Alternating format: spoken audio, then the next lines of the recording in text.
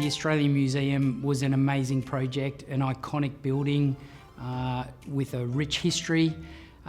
It was a major renovation refurb throughout all levels of the Australian Museum, incorporated some incredible new features. It's rich with history, and part of our brief was to maintain that rich history, but sort of start combining the levels. The previous buildings had been completed over previous years that were sort of disjointed and not completely functioning together. Part of the brief was making sure that we incorporated that space and make them one function space. Some of the challenges were simply the fact that it's a over 100-year-old building. It had been built and expanded over a number of renovations over the years.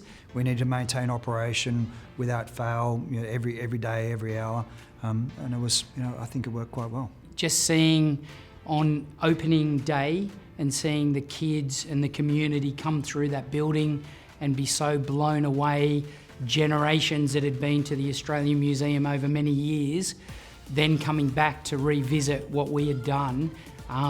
It was amazing to see their reaction to such a beautiful transformation of the museum.